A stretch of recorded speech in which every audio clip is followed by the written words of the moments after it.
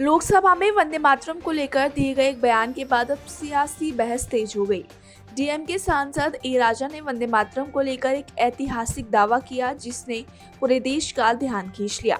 सोमवार को लोकसभा में बहस के दौरान डीएम के सांसद ए राजा ने कहा कि वंदे मातरम गीत सिर्फ अंग्रेजों के खिलाफ ही नहीं बल्कि मुसलमानों के खिलाफ भी इस्तेमाल किया गया था। उन्होंने कहा कि 20वीं सदी की शुरुआत में इस गीत को ऐसे रूप में पेश किया गया जिससे मुसलमानों को अलग अलग किया गया। लोकसभा में बोलते हुए राजा ने कहा, प्रधानमंत्री को तुष्टीकरण शब्द बहुत पसंद है। वंदे मातरम के मामले में किस तरह का तुष्टीकरण किया गया?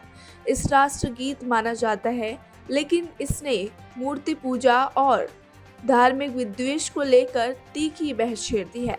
प्रधानमंत्री ने कहा कि इस गीत को काट दिया गया और इसी ने विभाजन के बीज बोए। राजा ने आगे कहा, प्रधानमंत्री ने पूछा कि वंदे मातरम का विभाजन किसने किया?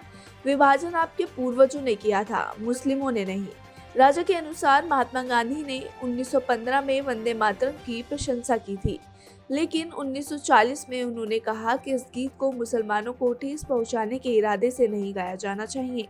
ए राजा ने बताया कि 1905 से 1908 के बीच तत्कालीन गृह विभाग ने ये नोटिस किया था कि बंगाल में मस्जिदों में नमाज के दौरान वहां से गुजरने वाले हिंदू जुलूसों में वंदे मातरम का जप करती थी, जिससे सांप्रदायिक तनाव और दुश्मनी पैदा हो रही थी। उन्होंने ये भी दावा किया कि 1907 में पर्चे बांटे गए थे जिसमें कहा गया कि मुसलमानों को वंदे मातरम नहीं गाना चाहिए और किसी भी मुसलमान को स्वदेशी आंदोलन में शामिल नहीं होना चाहिए। ए राजा ने कहा कि उस समय ब्रिटेन के हाउस ऑफ कॉमन्स में भी ये बहस हुई थी कि वंदे मातरम सांप्रदायिक संघर्ष क्यों पैदा कर रहा है।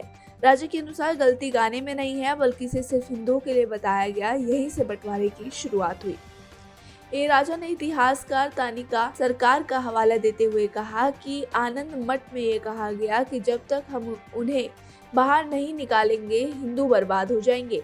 हम मस्जिदों को कब गिराकर रामदेव मंदिर बनाएंगे। राजा ने कहा कि इन पंक्तियों के पीछे के अर्थ को समझ जाना चाहिए। ए राजा ने कहा कि वंदे मातरम की आलोचना 20वीं सदी की शुरुआत से होती आ रही है। उन्होंने निष्कर्ष निकालते हुए कहा, ऐसे ठोस कारण है कि वंदे मातरम के कुछ छंद सिर्फ अंग्रेजों के खिलाफ नहीं बल्कि मुसलमानों के खिलाफ भी हैं। उन्होंने इतिहासकार आर.सी. मजूमदार का हवाला देते हुए कहा, बंकिम चंद्र ने देशभक्ति को धर्म में और धर्म को देशभक्ति में बदल दिया।